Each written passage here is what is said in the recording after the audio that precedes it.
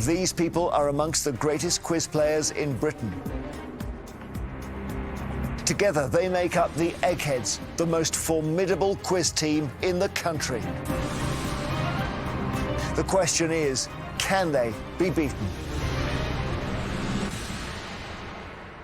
Welcome to Eggheads, the show where a team of quiz challengers attempt to beat the greatest quiz team in Britain. Here they are, the Eggheads. And today's fearsome foursome are Chris, the steamroller, Barry, Beth, and Kevin. Hoping to scramble you today are another Hair of the Dog. Great team name. This team all met over 20 years ago at the Hare and Hounds pub in Blackburn, and they take part in the pub's Monday night quiz. Cookie, Paul and Lee are on one team. Graham is on a rival team, but they've joined forces for Eggheads. Let's meet them. Hello, I'm Graham. I'm a retired civil servant. Hi, I'm Cookie and I'm a supermarket worker. Hi, I'm Paul and I'm a bartender. Hi, I'm Lee and I'm a quality technician. So Graham and team, welcome. Great to see you, Graham. You've brought the teams together.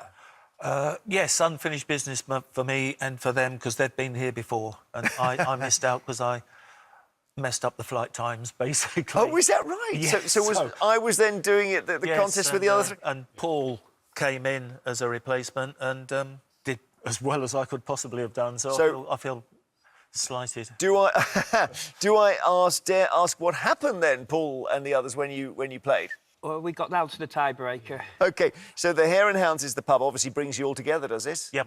Fantastic. And you've brought the teams together, which I always think is a good sign. Yeah. OK, I wish you well. Every day there's £1,000 worth of cash up for grabs for our challengers. If they fail to defeat the Eggheads, the prize money rolls over to the next show. Another Hair of the Dog. The Eggheads have won the last 15. We don't often get this far. What was it last time you played then? 4,000. 4,000. So now it's 16,000, 4 times as much. So 16,000, and the first head-to-head battle is on arts and books. Oh. Team captain Graham, who wants it? I think that's got to be you, Graham. Oh, I think you'd have to be Graham. Don't worry, Graham. yes, it'll have to be, won't it? Who would you like to take on? You've got any of them. You've got Chris, you've got Barry, you've got Beth, you've got Kevin. You've got a lovely choice there. With trepidation, I shall try Beth. Graham from Another Hair of the Dog taking on Beth from the Eggheads. To ensure there's no conferring, please take your positions in our legendary question room. OK, well, listen, good luck, both of you. 3 multiple-choice questions on arts and books. Graham, you can choose whether you go first or second. I will go first, please. OK, good luck, Graham. Here we go. Which of these famous literary sidekicks was created by J.R.R. Tolkien? Is it Sam Gamgee, John Watson, or Sancho Panza? I think that must be Sam Gamgee. You're bang on. Well done. 1 point to you. Here we go. Beth. Mikhail and Lisbeth are the names of the main characters in which of these best-selling books? 50 Shades of Grey, Girl with the Dragon Tattoo, or Gone Girl?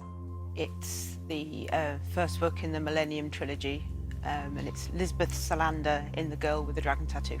That's the correct answer. OK, we go to you, Graham. Which of these epic poems was written most recently? Odyssey, Iliad, or Aeneid? I'm not certain, so I shall have to hope it's the Aeneid.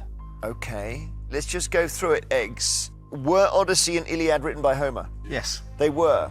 If Homer existed. Probably around yes. 800 BC. And who wrote Aeneid? Virgil. And was Virgil before Homer or after? Oh, well after. You've done it, Graham. Well done. Good quizzing. OK, over we go to Beth. In 1985, which of these famous paintings was stolen by armed thieves from a Paris museum named after the artist in question? Is it Impression Sunrise, The Card Players, or Liberty Leading the People? OK, Impression Sunrise is Monet. Card Players is Cézanne, I think, and Liberty Leading the People is Delacroix. Yeah, Impression Sunrise. You're absolutely right on every count. It was Monet, and the museum was named after Monet, and Impression Sunrise is correct. Well done, Beth. So 2-2. She's hard to shake off, Graham. Absolutely. Here's your third question. Matthew Lopez's Tony and Olivier award-winning play The Inheritance was inspired by which E.M. Forster work? Howard's End, a room with a view, or a passage to India? I don't think it's a passage to India. I shall have to have a wild stab in the dark at a room with a view. Has he gone astray, Eggs? Yeah, I think it's Howard's I End. think it's Howard's End. Howard's End, yeah. OK, so Beth has the chance to take the round. The title of John Green's best-selling novel, The Fault in Our Stars, is a reworking of a line from which Shakespeare play? Merchant of Venice, Julius Caesar, or Taming of the Shrew? Don't remember it from Julius Caesar. Let's go with Taming of the Shrew. Well, Graham will know this. I'm hoping it's Julius Caesar. It is Julius Caesar, yeah. So we go to sudden death. It gets a bit harder here, Graham. I don't give you alternative options. Which man, born in Bristol in 1965, was named Britain's richest living artist in the 2020 Sunday Times Rich List with an estimated wealth of £315 million? Damien Hirst? Damien Hirst is right. Well done, Graham. Damien Hirst is right. Impressive. Beth, over to you. Felix Ungar and Oscar Madison are characters in which play by Neil Simon? Do I know any plays by Neil Simon? Who's Afraid of Virginia Woolf? Do you know this, Graham? The Odd Couple? The Odd Couple's right. That's the answer. Yeah, Beth, you're knocked out. Well played, challenger. That was really impressive. Really impressive literary knowledge. Come back. You will be in the final, Graham. Rejoin your teams. We'll play on. So as it stands, the challengers haven't lost any brains from the final round. The Eggheads have lost the brains. That's a good start for our challengers. And the next subject for you is politics. So who's doing this, Graham? Who do we think? We think. I think it's the person with his head in his hands. Well, All right. last time I was on, Jeremy, the first subject that came out was politics, and nobody wanted it, so I took it for the team, and I beat Lisa. Oh, you did? Yes. OK. She answered 2 questions wrong, and I answered the 2 right, so So against which Egghead? we'll go for Barry. I'll take Barry on, please. OK, Yeah. Paul, from another hair of the dog, taking on Barry, known as the Brain. To ensure there's no conferring, please take your positions. Paul, you're playing Barry. It's politics again for you. Yes. There we are, second time lucky. And would you like the first or second set of questions? First set, please. Paul, what is the name of the civil servant who led an official inquiry into lockdown parties held in Downing Street during the COVID-19 pandemic? Was it Therese Coffey, Sue Gray, or Allegra Stratton? Well, I said I'd take politics, but it was only because nobody else wanted it. Teresa Coffey doesn't ring any bells. I think I remember Sue Gray, so that's my answer. Sue Gray's right. Barry, which man did Boris Johnson describe as a puffed-up, pompous popinjay in 2018 when they expressed satisfaction that a planned visit by President Trump had been called off? Sadiq Khan, David Cameron, or Ed Davey? Oh, gosh, a puffed up, pompous popinjay. That one's passed me by. I'll go for Ed Davey. Any Eggheads know? More inclined to Sadiq Khan. Sadiq Khan. Yeah, Sadiq Khan is the answer. So, Mayor of London, here's your question, Paul. Which of these parties won the most seats at the 2019 UK general election? Scottish National Party, Liberal Democrats, or Plaid Cymru? The Liberal Democrats didn't win many. Plaid Cymru, they'd got a few. I would imagine the Scottish National Party. You're quite right, yeah. 48, 11 and 4 are the figures for the SNP, Lib Dems and Plaid Cymru. OK, Barry, in 2007, who became the first ever female Speaker of the United States House of Representatives? Nancy Pelosi, Alexandria Ocasio-Cortez, or Ruth Bader Ginsburg? Well, Ruth Bader Ginsburg was a Supreme Court judge. The one in the middle is a representative, but she's never been Speaker, so I guess the answer to that must be Nancy Pelosi. Yeah, if it helps, the one in the middle is sometimes called AOC. Yes. But you're right, she isn't the answer. It's Nancy Pelosi. Well done. Barry's on the scoreboard. But you can take it with this, Paul. Which French politician repeatedly blocked the UK's attempts to join the common market during the 1960s? Charles de Gaulle, Georges Pompidou, or Valéry Giscard d'Estaing? Right, well, there's going to have to be some guessing, I think, going on here. I'm going to go for the Valéry Giscard d'Estaing. Valéry Giscard d'Estaing. I think Graham knows this. Graham? It's Charles de Gaulle, unfortunately. So Charles de Gaulle. OK, so Barry has a chance now to take it to sudden death, but you've got to get this right. Barry, Peter Mandelson resigned from the government in 2001 due to his part in which scandal? Cash for Honours, Plebgate, or the Hinduja affair? I think that was over his role in the Hinduja affair. Yeah, there was something about a passport, wasn't there? Hinduja affair is correct. So we go to sudden death, or just between Charles de Gaulle and victory there. Paul, so gets a bit harder now. I don't give you alternative options. Here we go. In Northern Ireland, what is the full name of the political party commonly known as the SDLP? Social Democrat League Party. That's... No, it's Social Democratic and Labour Party. Oh, Labour. Of course. Barry, for the round, sudden death. On July the 18th, 1969, which US senator crashed his car on Chappaquiddick Island? Oh, this was a very unfortunate incident which probably put a stop to his presidential ambitions. It was Ted Kennedy. Yes, it was. Edward Kennedy, Ted Kennedy. Barry's got it. He's taken it with nip and tuck there, Paul, but I'm sorry, he's levelled it up. We'll be back shortly. See you after the break.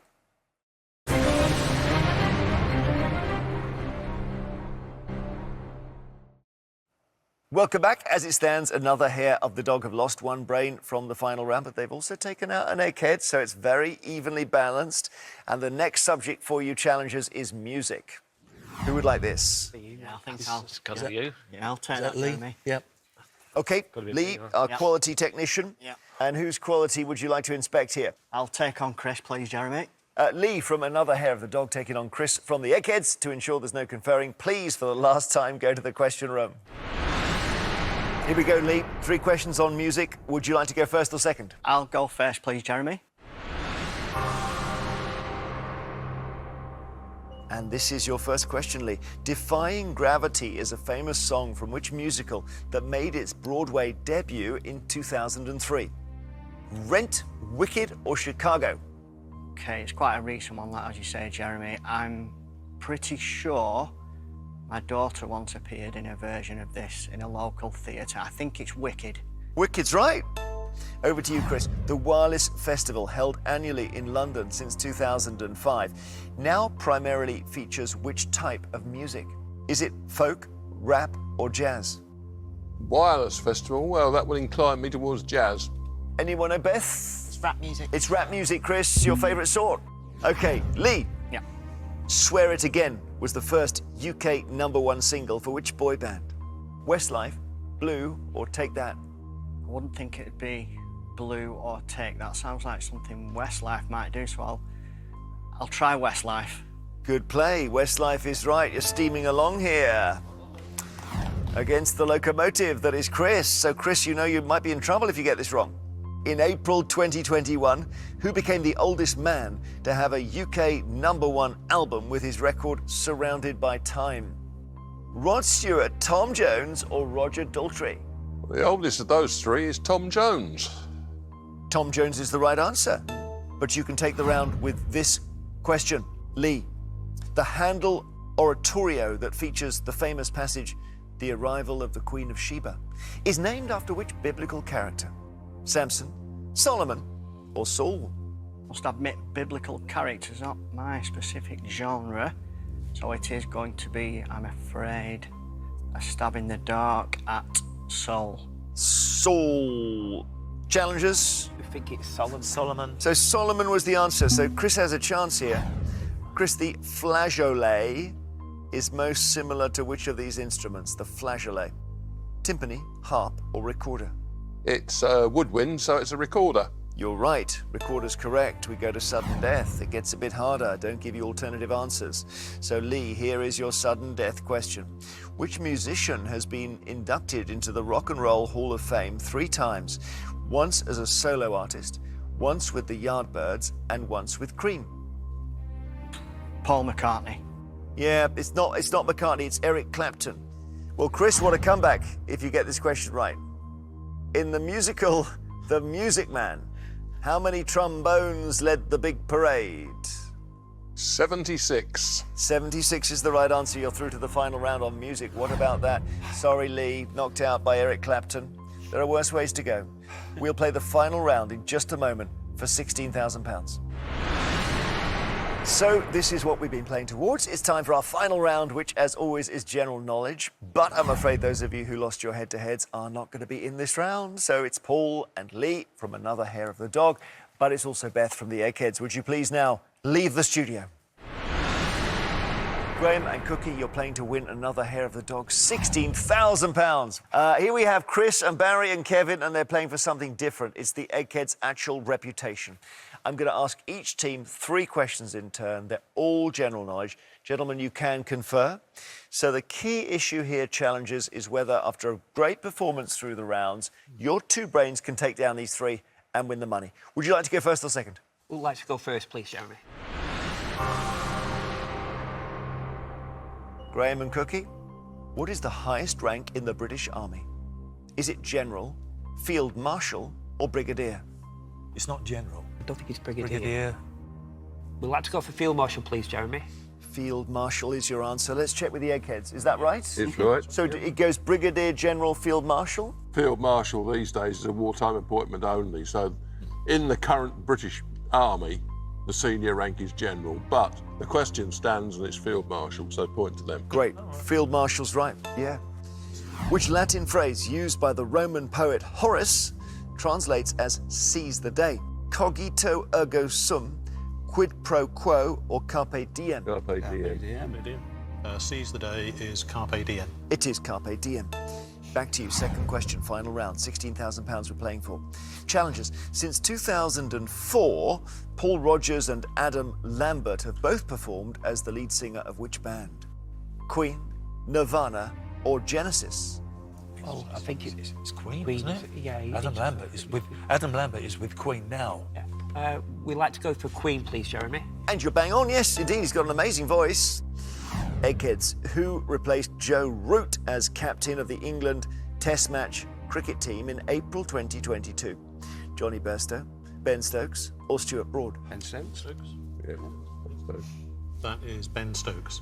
Yes, it is Ben Stokes. So everything so far completely in place for both teams. This is very tight. £16,000 you're playing for, challengers. Your third question. Which of these famous dogs played a key role in a daring mission to transport diphtheria antiserum over 500 miles from Anchorage to Nome in Alaska in 1925? Was the dog called Laika, Buddy, or Balto? Well, it's not Laika. Laika. It's not Laika. That was the first dog in space. Balto sounds slightly Alaskan. I would lean more to, I'd have to go for Balto. Yeah. But Well, I have nothing to No, really go on. I've never heard of it. We're no great confidence, Jeremy. I think we'll have to go for Balto. Balto is your answer. Shall we check with the Eggheads? Eggheads? right. Yep. Well done, you're right. Eggheads, which of these is most likely to use a brush known as a spoolie? Chef, horse groom, or makeup artist? It is spelled Spoolie, Jeremy.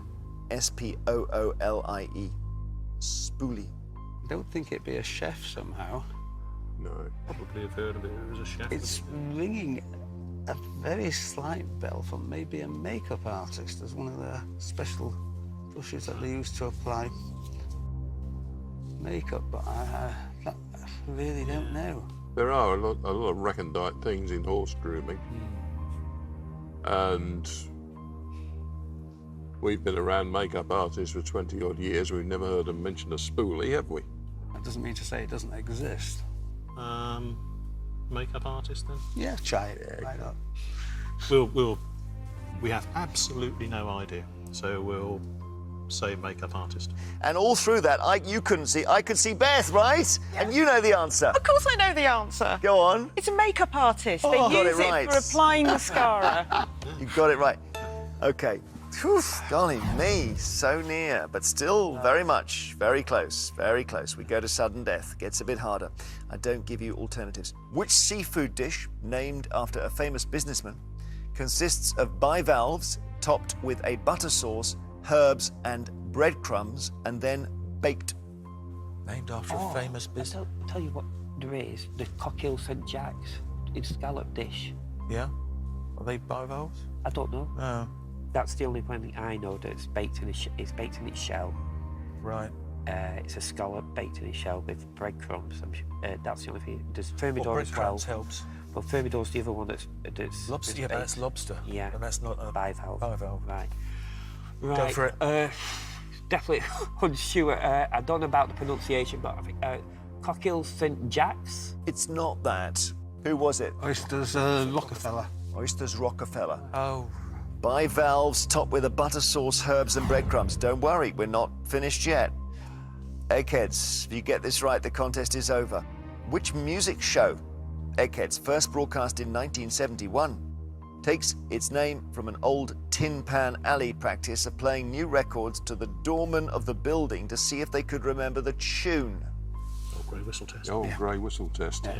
Or our vintage, I suppose, in a way. It's the old grey whistle test. I think you know they're right. Yeah. Yeah, the old grey whistle test is the right answer because the doormen were called Old Greys. That's the reason. Eggheads, what a contest. We say congratulations, you have won.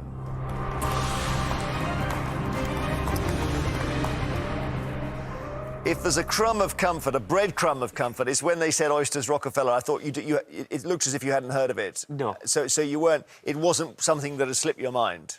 No. What can I say? Honestly, what a pleasure to meet your team. Well done, Graham. all right. Done a brilliant job here of chasing them, hounding them, harrying them, these eggheads. But they've won. They've done it again. They've done what comes naturally. The winning streak continues. It does mean the challengers don't take home the £16,000. The money rolls over to our next show, and we wonder, Eggheads, who will beat you? Join us next time to see if a new team of challengers have the brains to defeat the Eggheads. They can bring their spoolie and try it. £17,000 is here for them to win if they do. Till then, goodbye. How do they build oil rigs in the roughest of seas? Rob Bell's back with Building the Impossible, brand new tonight at 9. And a great British baking success story. We're going inside the Mr. Kipling Cake Factory next.